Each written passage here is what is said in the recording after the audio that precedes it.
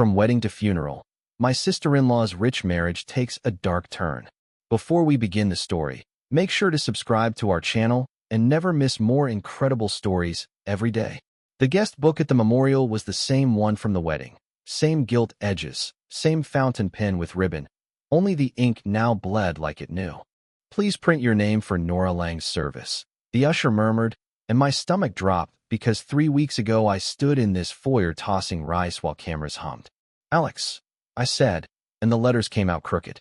A framed photo of Victor, new husband, old money, smiled beside a donation iPad branded Legacy of Light Foundation. The button read, Give in Nora's memory. The problem was simple. Nora was not dead. She was inside the boutique hospice wing down the street, drugged for rest, phones cut, card access managed by his family. I'm Alex, 32, a community college registrar who believes in dates, forms, and the quiet mercy of clean ledgers. Timelines are my job. Misaligned timelines are my alarm. What I stand to lose today is an abstract. It's my family ties, my reputation as the calm one, and the only remaining access to Nora, the sister-in-law who hugged me after the vows and whispered, Don't let me disappear in their house. I signed, hand shaking, and scanned the room. The Langs do grief like they do weddings. Marble, lilies, and staff trained to smile at smoke. Doreen Lang, the matriarch, floated past in navy silk, arranging condolences like centerpieces. Alex, she said, a squeeze of my arm, a cool fragrance of citrus and control. Thank you for helping us honor Nora. Honor, I repeated, watching the iPad's progress bar swell. I had already pulled venue logs, hospice invoices, and insurer emails that didn't fit the story. I had EXIF data showing engagement, photos taken weeks before the proposal, and a trust amendment stamped at 6:11 a.m., the morning after the accident. I could feel the binder under my coat like a second ribcage. Before the eulogies, I would either keep peace or light the room. The wedding felt choreographed by money that didn't like to be seen. Marble stairs, crystal flutes, a string quartet playing songs that sounded expensive. I remember Nora, 28, bright and kind, wedged between joy and stage direction. Victor, 36, Lang heir, made a toast about legacy and curating a life worth inheriting. Doreen's laugh was a bell with edges. When I offered to help with seating charts, she smiled like I'd spilled something. Alexander, darling, leave complex paperwork to adults, she said, drawing out adults as if my job filing degree audits and graduation petitions were kindergarten crafts. I have spent a decade teaching time to behave. Still, in that room, I learned how contempt can be velvet. My brother Kevin, softer, hopeful, had married into orbit. He loved Nora for her steady kindness. I believed him. But the Lang house taught rules. Phones in a drawer during dinner, no photos in the East Parlor, and NDAs to protect family wellness. I told myself wealthy people collect rules like art. The fresh wound came 2 nights before the honeymoon. Doreen holding court at a brunch, manicured finger tapping the lip of her flute. Alex organizes student files, she purred. Vital work, truly. But our estate documentation, guardianships, trusts, pre-authorizations, needs a heavier pen. I swallowed eggs and pride together. I liked Victor less each hour. His jokes about soft skills, his habit of answering Nora's questions for her, the way he called his broker during their first dance. Still, I clapped. Families survive on selective hearing. Then Nora's text the following week. Do you know what a temporary guardianship for care means? DISA standard. I sent back.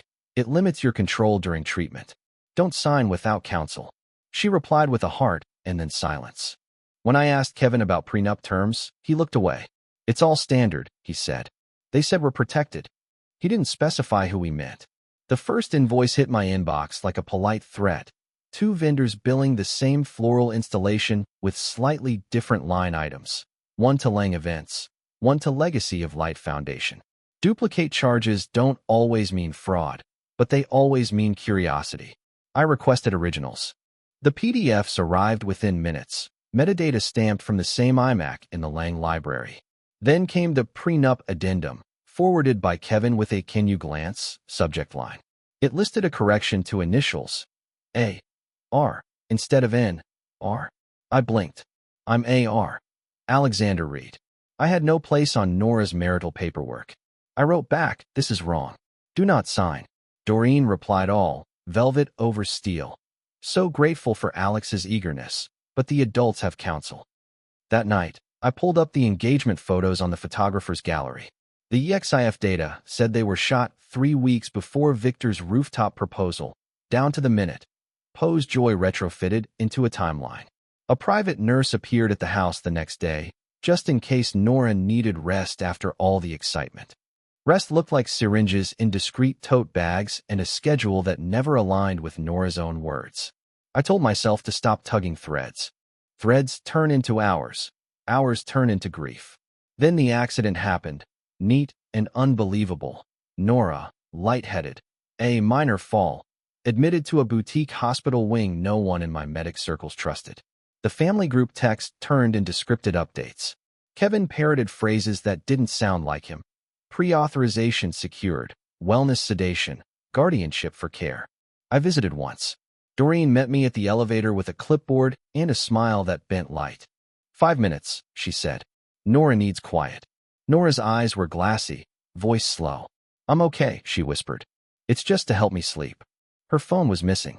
She didn't know where her bank card was. When I asked for Victor, a nurse said he was coordinating essentials with billing. I left with a headache and a handful of timelines that refused to lie still. The brunch at the Lang estate was a play in 3 acts. Polite cruelty, financial jargon, and applause on cue. I sat at the long mahogany table as Victor boasted about strategic liquidity, while Nora's gaze flickered down at her untouched food. Doreen, regal in pearls, lifted her glass and said, "Some family members are meant for guidance, others for gratitude. Alex, you should know what you are." Laughter rippled, polite and poisonous. When I excused myself, Kevin followed, tugging at his tie.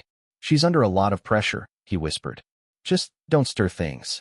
I wanted to shake him. "Kevin, they're burying her alive in paperwork. You see that, right?" He opened his mouth, then shut it, jaw working like a trapped animal. That night, Nora called me from a hospital line, voice faint. "Alex, they want me to sign something. They said it's for confidentiality." My chest tightened. "Read it to me." She hesitated, then whispered, "Non-disclosure, wellness protocols, guardianship authorization." My pulse hammered. "Nora, that's not standard care. Don't sign." Minutes later, a knock rattled her hospital door. A process server handed her the same NDA, embossed with the Lang crest. "It's just precaution," Doreen said, materializing in the doorway like a stage cue. "You wouldn't want gossip about your health, would you?" I confronted Victor in the corridor. "This is coercion." He adjusted his cufflinks, smile practiced. "It's family stewardship. She's safe. Documents keep things orderly." His tone was oil on glass. I left with copies photographed under my coat, stomach twisting. The signatures they wanted were not about wellness. They were about silence. 2 days later, a courier appeared at my apartment. Inside the envelope, a cease and desist letter warning me against interfering with family medical decisions. Signed, of course, by the Lang legal team. After the courier's letter, invitations to family dinners dried up. Text threads splintered. Updates became summaries written in Victor's clipped diction. When I called Nora's phone, it rang twice and cut off. Kevin finally answered one night, voice robotic. "She's resting. Best not to disturb her." I tried showing up at the Lang estate. The guard at the gate shook his head, polite but firm. "Family request," he said, handing back my ID like I was an intruder. My sister-in-law, alive behind those glass walls, had been folded into paperwork so tight she was already vanishing. Mr. Ellis met me in a quiet diner, spreading out files between salt shakers. "They've executed amendments to the marital trust," he said, tapping dates. "Language about temporary guardianship during health events. This is not standard, Alex. It reallocates Nora's control." He slid a sheet toward me. A clause granting Doreen authority over medical and financial decisions if incapacity was declared. The ink was barely dry. "Can we stop it?" I asked. His eyes were steady. "Not without exposure. And exposure comes at a cost. Reputation. Family fracture." I stared at the laminated menu, appetite gone. Outside, the world moved on, cars humming, lives unknowing. Inside, my family ties were being rewritten in legalese. That weekend, I drove past the Lang property at dusk. Through the lit windows, I saw guests sipping wine, a string quartet rehearsing for the memorial that hadn't yet been scheduled. They were rehearsing grief before death, scripting sympathy before reality. The hardest blow came Monday. My paycheck direct deposit failed. Bank flagged my account as under review. I sat in the registrar's office staring at the frozen balance. System error? The teller shrugged. But the error matched the same week my supposed condolence fund had gone live. It was clear I wasn't just excluded.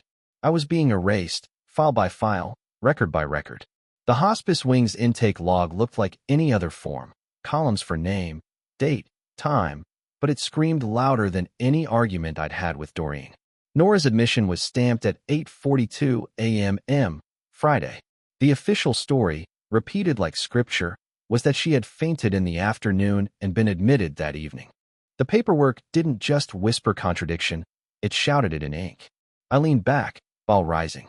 If the intake preceded the accident, then the accident was scripted. I photocopied the log and tucked it into my folder, heart hammering. Back at my apartment, I pulled up emails Nora had forwarded weeks earlier. Buried in her drafts was a pre-authorization notice from her insurer, dated 2 days before the fall. It greenlit sedative regimen and custodial care under guardianship authorization. I rubbed my temples. Insurance doesn't approve accidents before they happen.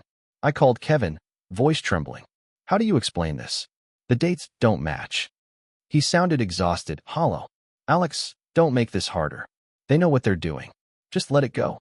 Let it go? My sister-in-law was alive, sedated into silence, while her obituary was being templated. That night, Doreen called me herself. Alexander, she said, voice sugar over stone. You're meddling in sensitive affairs. Nora is cared for. We're protecting her legacy. You will not interfere again. I hung up, fingers shaking, but instead of retreating, I opened a fresh folder on my laptop titled Lang Fraud. Inside went the intake log, the pre-auth email, and my notes. Dates and signatures were lining up into a pattern, and patterns don't lie. I knew I couldn't stop now, not when every timestamp painted a grave already dug. At the county clerk's office, the smell of toner and old files filled the air.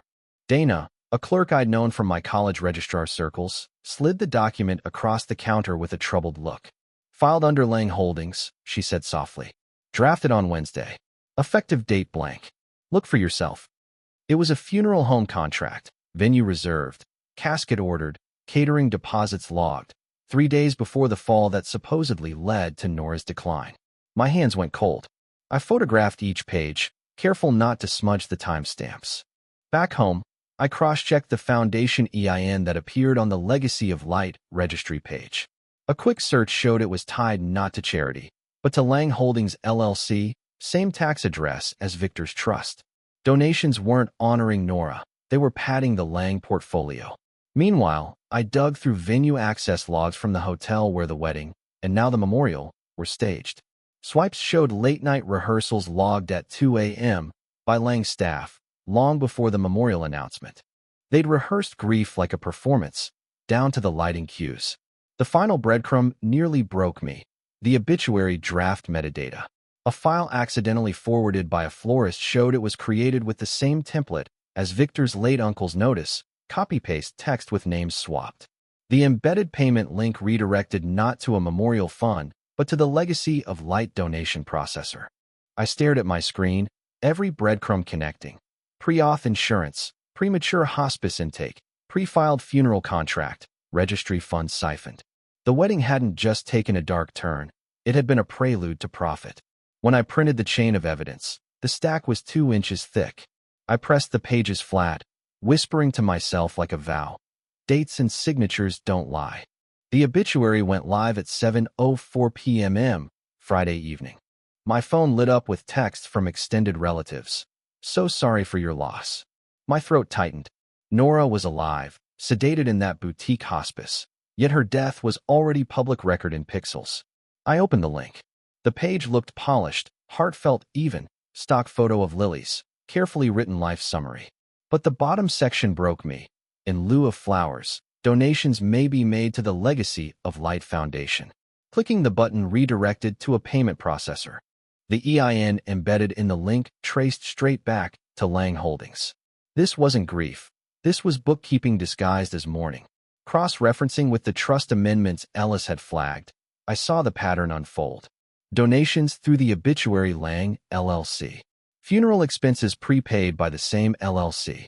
Trust updated to reassign Nora's insurance and assets to Victor and Doreen. And tucked in the amendments was the kicker. A clause stripping Kevin of authority as spouse in the event of incapacity. My brother had signed himself into irrelevance, thinking it was standard paperwork. I called Ellis. They've recycled an obituary template. Donations go to Lang Holdings. Trust gutted Kevin's rights. He paused. They're laundering sympathy. People's grief is fueling their balance sheets. My chest burned. The what was undeniable, a sham foundation to redirect condolence cash into company coffers, plus legal edits funneling assets upward. But the why still lurked, sharp and unspoken. Was this about debt? Control? Legacy? I scrolled the obituary again. At the bottom, the contact email wasn't Victor's or Doreen's. It was Nora's old college account, long defunct, resurrected as a mask. By midnight, my apartment floor was a battlefield of papers. Hospice logs, funeral contracts, trust amendments, EIN lookups, donation screenshots, EXIF data. Each page was a match waiting for flame. But fire burns everyone in the room, and I couldn't scorch Nora along with the Langs. Ellis leaned across the diner table Saturday morning, voice low. If you confront them alone, they'll bury you in counterclaims. If you wait until the memorial, you'll have witnesses. Public spectacle, I muttered. Nora deserves dignity. She deserves freedom more, he said. I pictured the memorial. Same hotel ballroom as the wedding. Same marble, same flowers recycled with a darker ribbon. Guests would sign condolence cards and swipe donations, never knowing they were underwriting a family LLC. The moral dilemma pressed like a vice. Confront them privately, risk silence, manipulation, gaslighting. Expose them publicly, risk shattering Kevin, humiliating Nora, burning any bridge back to family. I called Kevin, hoping for a crack. Kev, the documents are forged. The money is being siphoned. He whispered, Alex, don't. Please. They'll ruin you. His voice broke. I already signed things I didn't understand. Don't make it worse. I sat in silence after the call, grief twisting into steel. The binder on my desk was labeled in black marker, Nora alive. The plan crystallized. Bring Ellis, the compliance officer, the funeral director. Present evidence before the eulogies. Invite the venue manager as neutral witness. Call the insurer's fraud line in real time. I would not let the Langs bury truth with flowers. Doreen's voice through the receiver was velvet sharpened with glass. Alexander, she began, as though we were allies. You've always had an eye for order. But order without loyalty is chaos. And chaos ruins families. I let the silence stretch. She filled it, smooth as oil.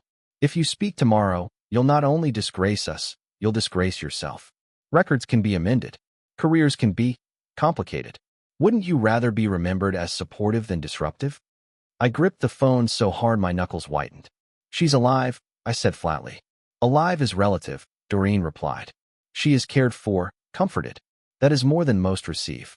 Don't drag her through indignity. After she hung up, my apartment felt smaller than ever. The walls buzzed with the threat in her words. For an hour, I paced, nearly convinced to step back. Then Ellis called. They'll try to rattle you, he said simply. But dates and signatures don't lie. I opened my binder again. Intake logs, pre-auth emails, contracts drafted before accidents, obituaries recycled from templates. Each page was a promise to myself. I would not let truth die quietly. At the memorial rehearsal that night, I slipped into the ballroom. The place gleamed, identical to the wedding. Only lilies replaced roses, black ribbon tied where gold had shimmered. A string quartet rehearsed somber chords. Guests would arrive tomorrow expecting grief, not fraud. As I left, I passed Kevin in the hallway. He caught my sleeve. His eyes were red, face pale. Please, Alex. Don't do this. They'll crush you. They're crushing her, I said. I can't stand by. He dropped his hand, eyes darting toward the ballroom, then whispered, If you go forward, don't expect me to stand with you. I didn't sleep. At dawn, I carried the binder to the hotel, heart pounding with every step. Ellis met me in the lobby, his briefcase heavy with legal copies. "Ready?" he asked. The conference room smelled faintly of polish and lilies drifting from the ballroom. We arranged chairs around a long table. The venue manager at one end, the funeral director at the other, insurer compliance officer on speaker, Ellis by my side. The air hummed with anticipation. At 10 sharp, the Langs arrived. Doreen swept in first, navy dress immaculate, pearls glowing. Victor followed, posture regal, smirk barely contained. Kevin trailed behind, shoulders slumped, eyes avoiding mine. "Why this charade?" Doreen asked, tone icy. Ellis gestured to the screen where documents waited. "This is not a charade. This is verification." I laid out the hospice intake log, timestamped before the supposed accident. The insurer compliance officer confirmed, voice steady through the speaker. "Our system shows pre-authorization dated 2 days prior. That is not standard." Next, the funeral contract, dated before Nora's fall. The funeral director cleared his throat, visibly uncomfortable. These drafts came from the Lang office directly. I assumed it was precaution. Finally, I displayed the obituary metadata, template recycled, donation link routing to Lang Holdings. The venue manager leaned forward, eyes narrowing. "Our venue cannot host fraudulent fundraising. We need clarity now?" Victor slammed his fist on the table. "This is family business. None of you belong here." Doreen's mask slipped just slightly, voice rising. "Alexander, you've always been small. Now you're dangerous. Stop before you drown us all." I took a breath, hand steady on the binder. "No, Doreen. You drowned her. I'm just draining the water." The silence that followed was electric, all eyes on the pile of proof. Nora's appearance froze the air. She was thinner, paler, her hair pinned back without care, but her eyes burned clear. "I signed nothing," she said, voice unsteady but cutting through the room. "Whatever they told you, I never consented." Doreen rose instantly, face taut. "Sweetheart, you're confused. The sedatives." Nora's hand trembled as she held up her wrist. "They cut my phone. They took my bank card. I've been sedated without my consent for weeks." Ellis clicked the projector. Side by side, the documents glowed. Intake log, pre-authorization email, funeral contract, trust amendments, obituary metadata, donation routing. "These are not mistakes," he said. "They are deliberate fabrications." The insurer compliance officer's voice crackled from the speaker. "Given these discrepancies, we are opening a fraud investigation effective immediately. All pending claims are frozen." The funeral director shifted uncomfortably. "I was instructed to prepare materials before death was confirmed. I regret not questioning further." The venue manager spoke, face grave. "Until this is resolved, our facility cannot host any event under the Lang name." Victor shot up, face flushed.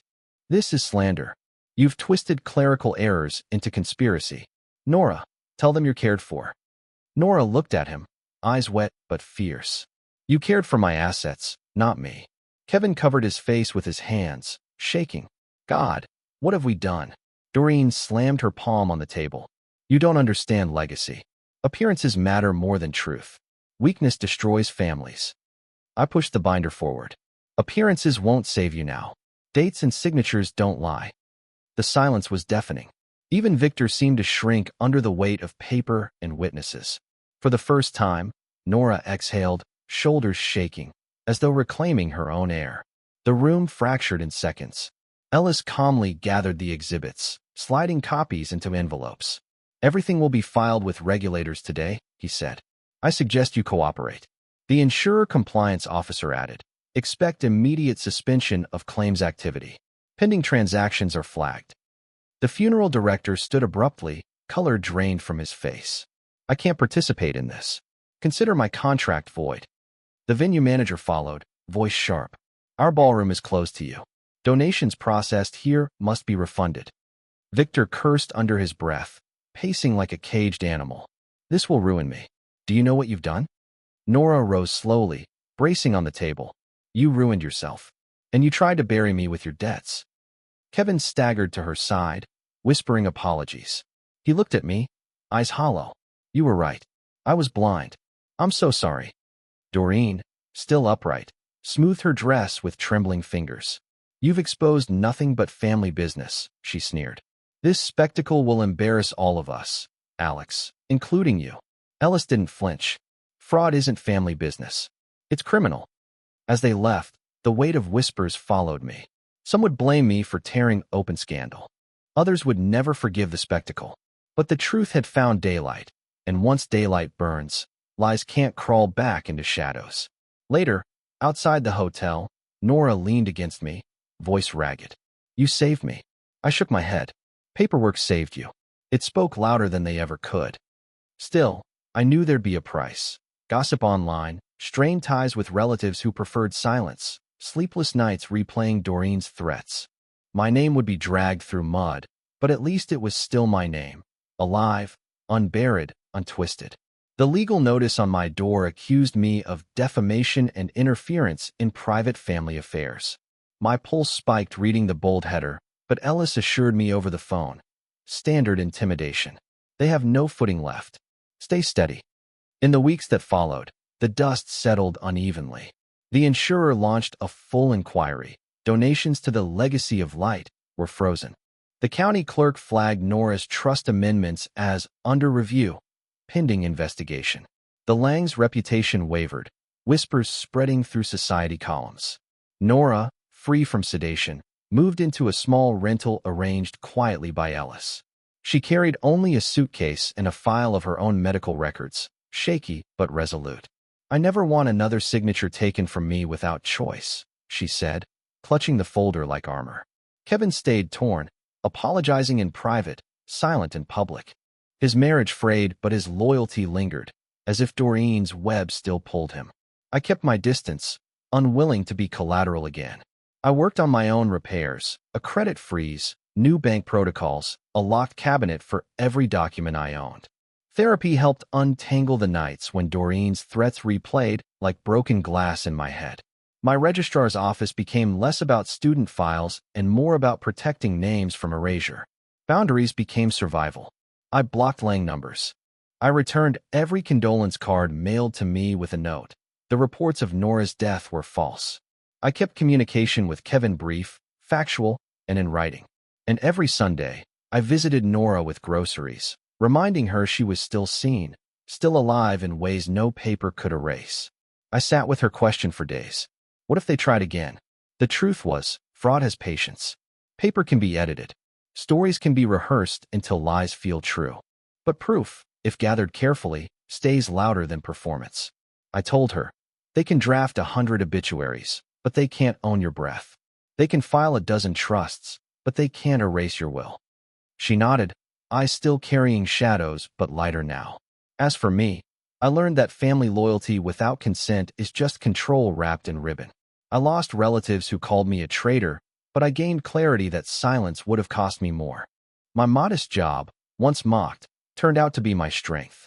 Knowing dates, keeping records, respecting signatures, that was the blade that cut through their show. The image that stays with me isn't the marble ballroom or the lilies wilting at the memorial. It's the cathedral at dawn, days later, empty pews, donation jar gone. Light streamed through stained glass, and for the first time in weeks, the air felt honest. To anyone listening, protect your name, your choices, your signatures. Ask who benefits from your silence, and who profits from your grief. Verify foundations before you give. Look at timestamps, not just headlines. Because the difference between a wedding and a funeral, I learned, can be a single forged line. And the line you refuse to sign might be the one that saves you.